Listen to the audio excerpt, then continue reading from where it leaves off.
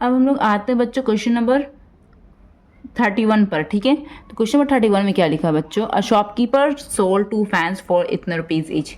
2 fan उसने बेचा, दोनों फैन को उसने 990 रुपीज़ में बेच दिया। एक फ़ैन को 990 रुपीज़ में, एक फ़ैन को 990 रुपीज़ में, दोनों फ़ैन को 990 रुपीज़ में बेच दिया, ठीक है। अब यहाँ पे कह रहा है कि ऑन वन ही गेन्स 10%। कह रहा है कि एक फ़ैन को जब उसने 990 रुपीज़ में बेचा था तो उससे 10% गेन हुआ। फिर जब दूसरे फ़ैन को जब उसने 990 रुपीज़ में बेचा तब उसे क्या होता है, उसे 10% लॉस हो जाता है, ठीक है। बोलो बताओ ओवरऑल उसका गेन और लॉस परसेंट कितना होल ट्रांजैक्शन में हुआ। तो चलो इसे निकालते कॉपी में। ये क्वेश्चन नंबर 31 है बच्चों, ठीक है।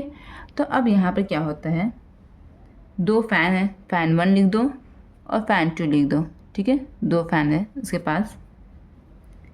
एक फ़ैन को उसने क्या किया, कितने दाम पर बेच दिया, 990 रुपीज़ में बेच दिया, ठीक है। दूसरे फ़ैन को भी उसने ये SP1 कर दो, ये SP2। दूसरे फ़ैन को उसने क्या किया, 990 रुपीज़ में बेच दिया, दोनों को इतने इतने रुपये में बेच दिया, ठीक है। तो जब पहले फ़ैन को जब 990 रुपीज़ में बेचा तो उसे क्या आ गया, उसे गेन आ गया। गेन कितना आया, 10% गेन। जब दूसरे फ़ैन को 990 रुपीज़ में बेचा तो उसे क्या हो गया, उसे लॉस आ गया। कितना लॉस आया, 10% लॉस उसे आ गया, ठीक है बच्चों।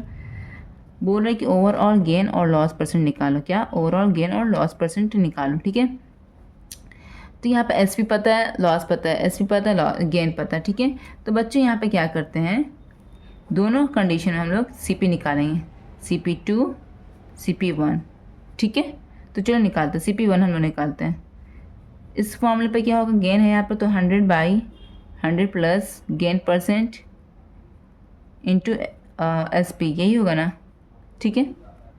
तो अकॉर्डिंगली वैल्यू पुट कर दीजिए, 100/100 प्लस गेन परसेंट का क्या है यहाँ पर वैल्यू 10 इंटू SP1 क्या है 990 है ना, 990 इज इक्वल टू 100/110 हो गया 990, यही हुआ ना। 1 0 से 1 0 कटा, 11 11 9 99 हो गया। तो यहाँ पर आंसर में क्या आया, 100 × 9 इज इक्वल टू क्या है मेरा आंसर, 900।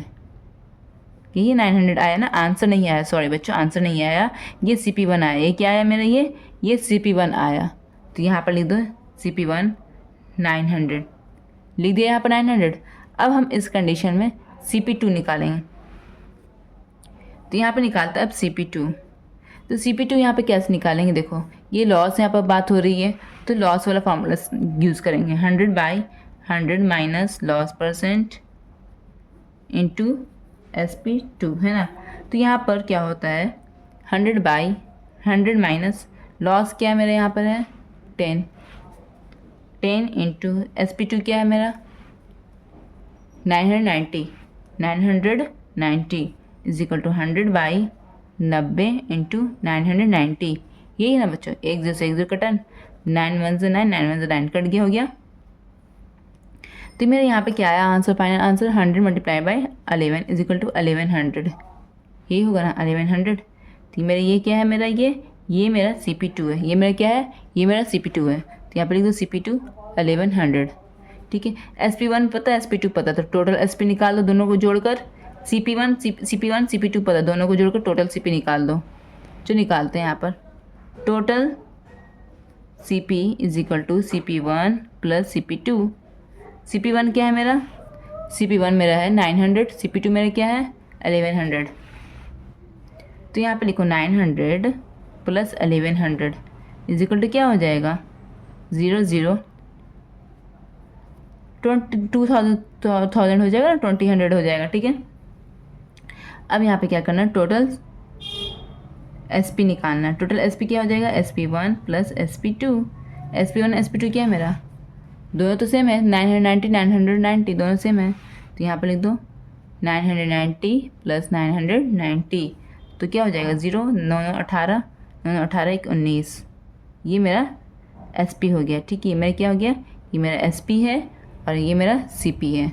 अब बताओ बच्चों SP बड़ा है या CP बड़ा है, साफ साफ यहाँ पे दिख रहा है CP बड़ा है SP से, है ना। इट मीन्स यहाँ पे क्या हो जाएगा, यहाँ पर लॉस हो जाएगा। तो ओवरऑल लॉस कितना हो जाएगा, CP माइनस SP, ये टोटल CP टोटल SP, ठीक है। CP मेरा क्या है 2000 रुपीज़, क्या है ना 2000 रुपीज़, ठीक है। अब यहाँ पर SP क्या है मेरा 1980, यही है ना, इज इक्वल टू क्या हो जाएगा, दोनों घटाओ 0 8 9 10 2 हो गया। ये 9 में से 9 गया 0 हो गया, ये 1 हो गया 20, ठीक है। तो ये मेरा यही हो गया, ये मेरा लॉस हो गया। तो लॉस परसेंट क्या आ जाएगा, लॉस परसेंट मेरा आ जाएगा लॉस बाई CP इंटू 100, ये होगा ना लॉस परसेंट। तो यहाँ पर लॉस कितना हो गया 20 बाई CP मेरा क्या है, CP मेरा ये है 2000 रुपीज़, 2000 रुपीज़ इंटू 100, 1 0 से 1 0 कटा, 1 0 से 1 0 कटा, 1 0 से 1 0 कटा, 2 में 2 2 में 2 कट गया। तो आंसर में क्या आ गया 1% लॉस हुआ। आंसर क्या आ गया मेरा 1% लॉस हुआ, यही मेरा आंसर है। आंसर शीट से आप लोग मिला लीजिएगा आंसर, ठीक है। अब हम नेक्स्ट क्वेश्चन की तरफ बढ़ते हैं।